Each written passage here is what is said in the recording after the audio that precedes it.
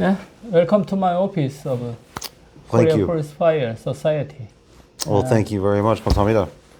When did you arrive in Seoul? Arrived in Seoul a couple days ago. I think it was on Monday. Monday. So a quick trip, but very eventful.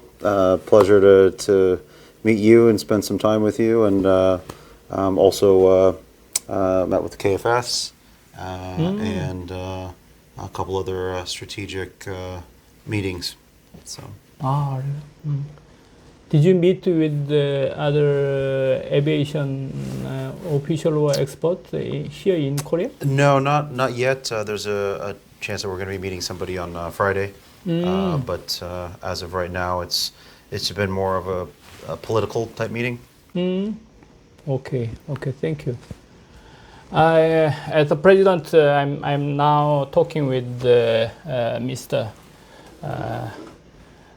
Brad Ford, the Chief Operating Officer and the President of the United Aeronautical Corporation, US-based, the aviation company.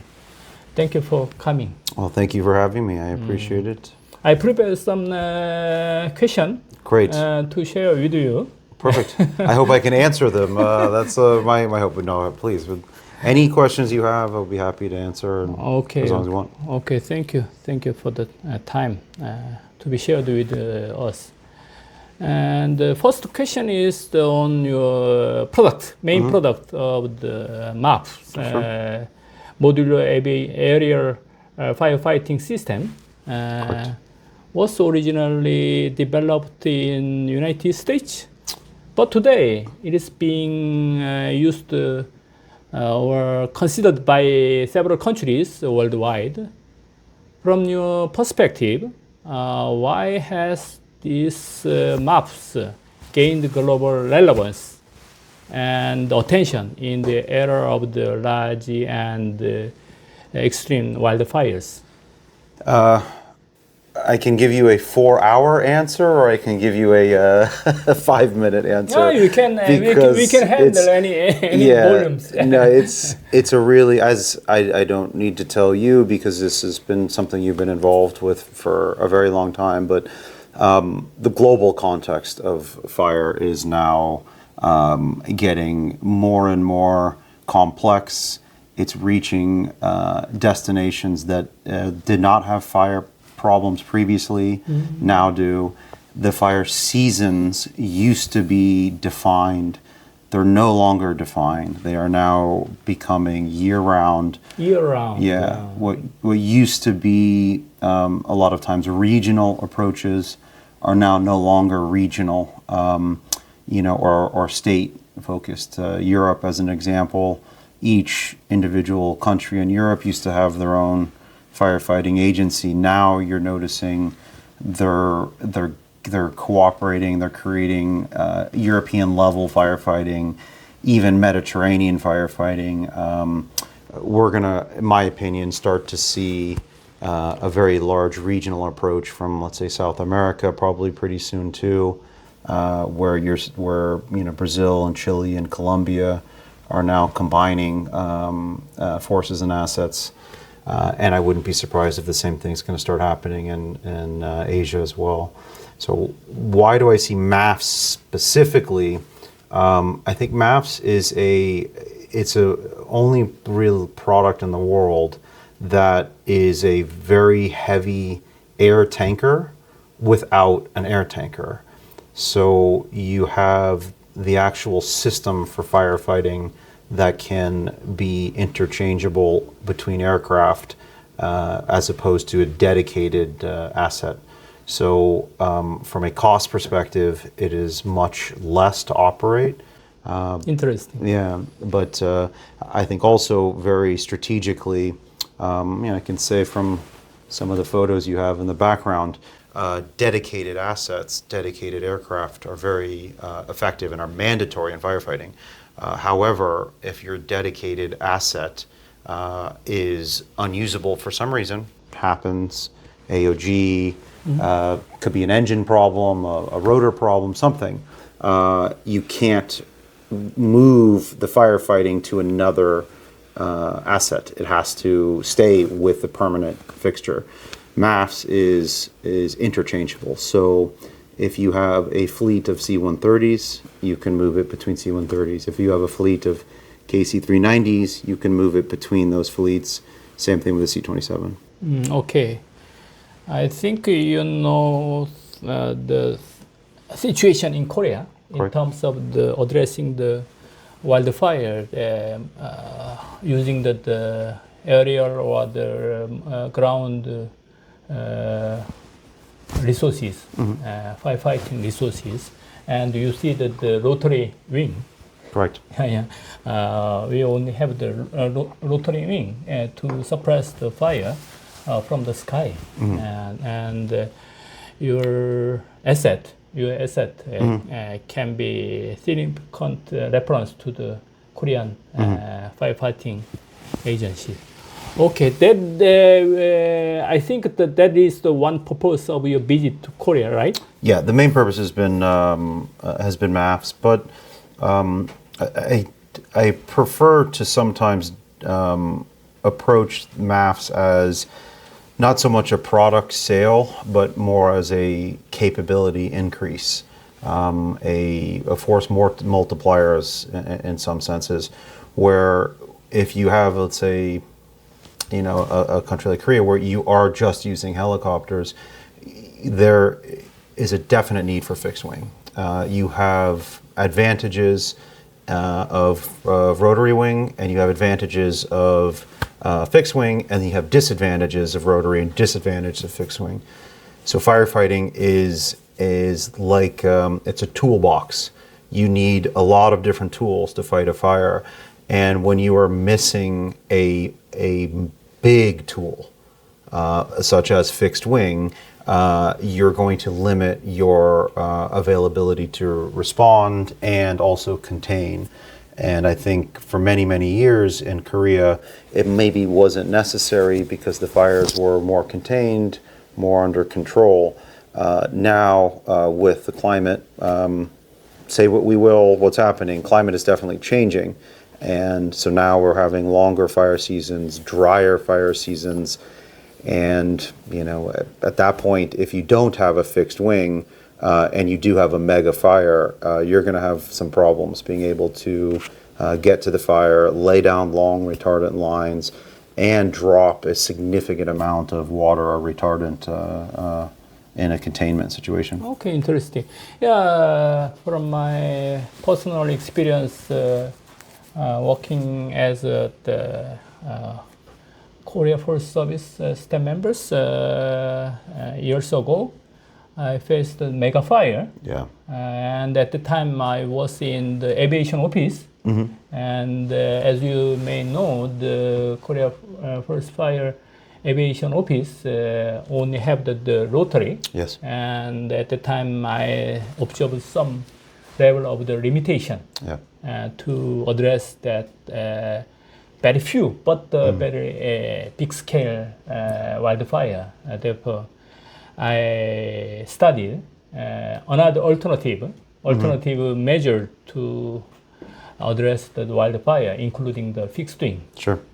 We in Korea we have the fixed wing airplane, but only for the other purposes, like a military one. But we need, I think we need to introduce that capability to the firefighting mission. Okay. Absolutely. On the purpose, did you meet with the government official to discuss? Yes, we've had share your expertise on that there. Yes, no, I think obviously with everything there's budgets. There's nothing is really done for free on all sides, and so it requires investment. And I hope that one of the areas that's very important for Korea is the continued investment in anti-fire technologies, whether that is aircraft and fixed wings, or even other assets, whether that's using AI to map and to model, whether that's using UAVs to check heat signatures, to track patterns. But as Korea progresses. It's a very intelligent society. It's a very creative society, and to really keep applying that to the risk bases such as firefighting. So having continued investment, I think, from your government, your Congress, and your militaries and your firefighting agencies is vital to this, because it's not going to go away. Fires are not going to all of a sudden next year suddenly you're never going to have fires again. There will be fires forever, and they're going to be getting worse. So the more that we can help educate and discuss and things like this, having regular discussions with people about this issue is going to benefit the people of Korea, because at the end, it's not going away, and if you tried to hide from the problem and hide from the investment, you're going to have a very serious problem, like maybe happened last year, or 2024 actually, where you had a near mega fire that really went all the way to the coast. Yeah, 2025. 2025? Yeah, last year. It was 2025, okay. Yeah, we had a very big mega fire. Yeah. In April. Yeah. And you mentioned the several things, very meaningful thing, AI and unmanned vehicle and others. I also have the keen interest on that area of the AI and unmanned aviation method. But on this time, I need to be specific on your product. Sure, please. I mean, happy to. Yeah. Therefore, I want to know the specific role the maps does have in addressing the large-scale wildfire suppression, and when does it most effective in big-scale wildfire? Yeah, it's the way you're asking the question is very correct. Fire has many different stages. You have initial attack when the fire is small and you can possibly knock it down fast. Then you have force protection, or you've got asset protection, or maybe you want to protect certain structures in a fire. And then you have mega fire. That's going to be where it's pretty much all containment. Rapid attack and scooping on a mega fire is going to be meaningless. That's when you need large scale, a large volume of retardant, properly positioned and properly delivered. Your coverage levels have to be accurate, and your volumes have to be sufficient to actually slow down the fire and allow the ground crews to really contain what they need to. So the MAFs specifically, how does the MAFs help? 3,000 gallons, 11,000 liters per load is a lot of retardant. It's a lot of payload. So being able to have quick loading and 3,000 gallons being delivered in coverage levels 1 through 8 is very important on large scale. So okay. Then sorry to interrupt. Please. We mentioned the retardant and the big scale, big volume capacity with the MAPS system. Correct. And nowadays, Korean government, especially the Korea Force Service, try to introduce the big scale rotary. Yes. Including the Chinook, CH-47. 47, yes. 47. The capacity will exceed say in liter scale. It will exceed the 10,000 liters. Yes. In the case with that Chinook rotary wing, the retardant can be effectively utilized to suppress the fire or to keep the fire from advancing? Absolutely can. Now, again, back to the analogy of a toolbox. You have many different tools in your toolbox to fight fires. What helicopters do very, very well is they're able to pinpoint and drop very well. But their time to get from different locations is going to be longer than a fixed wing. And depending on where the actual forward base is you're operating from and where the fire is.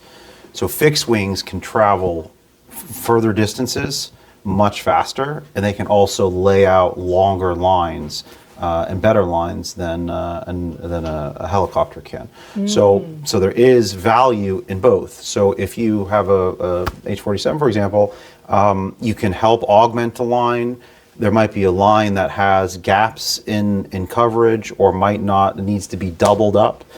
Those are very, very good. Also, if you have areas that need to be, protected, if you've got structures, using, Chinooks and having that large amount, you can maybe protect areas much better than maybe you can with the fixed wing to pinpoint those specific spots. So they're very complementary and they're very necessary. It's not one is better than the other or you need one more than the other. I think once you start having, and from a Forest Service perspective, when whoever's fighting the fire, when they have different options available to them, that helps them respond to the emergency better. So if it is, if it's a mega fire and containment, they might need more lines created, which will be better with fixed wing. And then they also might need to protect certain structures in that mega fire where the helicopters, the rotary wing, might be more effective. So tells them to choose. You talk about the toolbox, Yes. Toolbox to have the enough asset, Yes. Yeah. to be deployed depending on the circumstances. Exactly. Okay, but we had very little experience in considering the fixed wing. Yes. In the area of the fire suppression. Therefore, we need example, Yeah. global example. Therefore, can you share And you need to the start. You have to start at some point. So you need to start and you need to get into with it. the fixed wing? Yes. All right. Yeah. Therefore, to start. Yes, that's important. To start. You need the assets.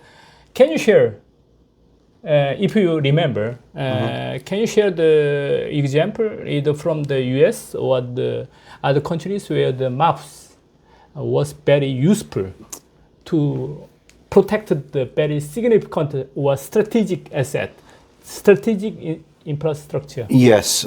So many times in California, it's just too numerous to mention, but there's been many times where we've had remote stations where they've needed to, they can't actually get to those locations very well, or fire might have cut off a pathway that might have been through the forest, so then they're able to protect microwave towers, very significant infrastructure that is already in the fire zone. Specifically in the Palisades fire that happened 1 year ago today, in the Palisades fire, it was used pretty extensively to contain the lines that when that fire was growing outside the Palisades, and they were able to hook into fire trails and fire roads and actually protect some of the other lookout stations and some of the microwave towers across the Santa Monica Mountains. Okay. You talk about the Palisade fire. Happened exactly 1 year ago. In your hometown? In my hometown, on my street.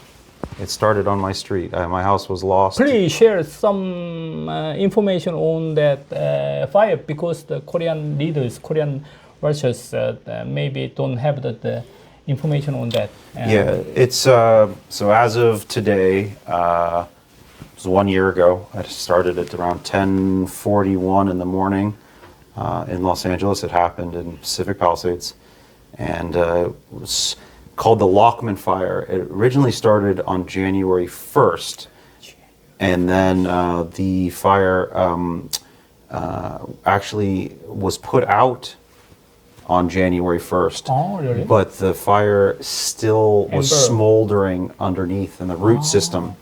So they needed to actually contain it further. But for whatever reasons, political, I don't want to get into those here, we had a wind event starting on January 7th.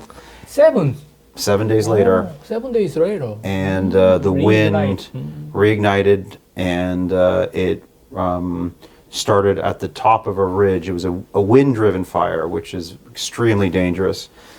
And we have these fires called those winds called the Santa Ana winds in Los Angeles. And normally our winds are coming off of the coast, off of the ocean. In this case, in Santa Ana winds, a couple times a year they switch, and the winds come off of the deserts, the high deserts. From the inland. Exactly. Very hot, very dry winds. And in this particular case, the winds were extremely powerful, gusts up to 100 miles an hour, 160 kilometers, I guess. And normally the winds go through the canyons. They hit the big mountains, and then they go through the canyons. In this case, the winds were so strong that actually were able to go over the mountains, and then they pushed down. And the fire started at the top of a mountain with the wind pushing down the canyon. And so it burned all the way down through a town. Oh.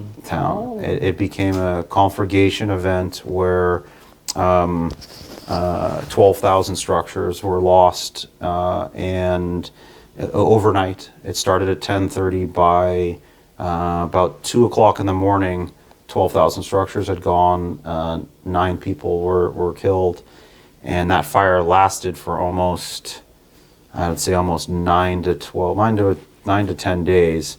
But the major damage happened that first night, and it's officially the most costly, expensive fire in global history, and will most likely be the largest national disaster in United States history. It's going to be approaching probably quarter of $1 trillion in damage. 250 billion right now. We have the last question. And the Palisade fire happened in January. January 7th. I think the January don't have the big fire Nope. in the past. Exactly correct. It's as furthest from the fire season as you can possibly have, and now shows that every country and every fire agency is now on notice that a fire can happen at any point. Anytime. Yeah. Okay. And it happened in the urban Urban area. interface. In a very urban, and that is, I think, from my perspective and from my education, my history with fire, and I'm sure with yours, the most dangerous situation you can have is a wind-driven event in an urban area, because you just can't. It's really, really difficult to defend against once it starts. You can really only defend it prior to it happening, to be prepared, to have your assets ready, to have your plans, to have your personnel on call or on site, and once it gets going, it's very difficult to stop. To be correct, the Palisade fire happened in the mountainside and proceeded to the urban space, right? Correct. And that happened in the urban space. Correct. Okay, It was. okay. It To was be correct. Huh? It was in the Santa Monica Mountains, and it was state park, and but it was close to the urban area, but it was in the state park where it started. Okay. The talk with you was very interesting for me. And the last question is the wildfire are not anymore the national issues. It became the global. Correct. I think Driven by the climate change and the fuel accumulation. Right? Fuel accumulation, the prescribed burns are issues. There's many issues that are there. We have people now, populations are growing. They're moving into areas that were historically areas that they hadn't lived before. So fire behavior is now a very important part of urban planning, where it wasn't before. You have, again, the climate change, wind-driven events, times of year. what we used to have as fire seasons are no longer fire seasons. Therefore, I don't need to ask a question on the future of the wildfire risk worldwide. Yeah. It can happen in any place. And Sweden is having fires. Saudi Arabia is having fires. There's been mangrove fires in the Middle East. You're having jungle fires in South America. You're having urban fires in Los Angeles, mega fires in Korea. It is a global problem that requires a different set of thinking. Therefore, we need to be prepared. Yes. Enough, and with the efficient measures, Yes. right? And with the context, I back to the Sure. No. the maps. Yes, please. What role do the strategic area assets like your product maps play as part of the broader wildfire risk management or response strategies? Yeah. That is my last. Oh, no, please, you're going to ask as many as you want. MAPS and I'm not saying this because this is our product, but it is. I'm lucky. MAPS is probably the most versatile firefighting tool for what the investment is versus what you get from it, the product itself. It is by far the most cost effective. You have an asset where you're paying one time, and then it is your asset, and that asset is very minimal to maintain. Your aircraft are constantly being operated for, let's say, with the ROCAF in this example, and so your cost of aircraft operation is low. Your aircraft maintenance is already being done, whereas with a dedicated system, you have a year-round asset that you need to maintain, year-round pilots you need to maintain, spares, mechanics, etc. So from a cost perspective, the flight hour cost of the MAPS versus any dedicated aircraft, it's not even close. It's way less. The other aspect of MAPS that makes it very advantageous, again, is the interoperability. So if your military has a fleet of aircraft, cargo aircraft, the MAPS can really be interchangeable in that whole fleet. Whereas if you have dedicated aircraft, if you have 5 dedicated aircraft and one of them has an AOG, you now have 4 with 1 on the ground. With MAPS, if you have 5 MAPS systems and 10 aircraft, 1 aircraft has an issue, it doesn't matter. You can still swap the MAPS between the other 9. So your flexibility is unmatched. And then from an operation standpoint, you take, again, an operator like the ROCAF. ROCAF are very talented pilots. They're very well trained. They're some of the top pilots in the entire world. So you're now getting some of the best pilots in the world to now start looking at another mission and training, and they can absolutely do it, and it fits very well into what the military mission sort of is. So we believe the MAPS, specifically for Korea, is wonderful, but even around the world, it's a product that we were going to start to see a lot more of. We have production currently happening, 4 systems in production, actually 6 systems in production, and there's another 4 that are probably coming into production within the next couple of months. So we'll have a total of probably 8 to 10 systems in production in 2026. 2026. Correct. Hopefully one will be for Korea as well. Okay, thank you. Thank you for the time to be shared with us, and our Society of the First Fire is open to any organization and companies who have the very good activity in business and research. And I'm very happy to receive you and to talk with you on your service and on the perspective of the wildfire in US and worldwide. Thank you very much. No, well, thank you very much. I appreciate it. It's an honor, and thank you for all of your service too, for many, many years of being very dedicated to the Korean people and to the organization as well that you're involved and started. And from here forward, you can count on us to anything you ever need for Any questions, be happy to help you. Okay, it was my pleasure to serve Thank you. you and the public with the wildfire experience. Thank you very much. Thank you very much. I appreciate it.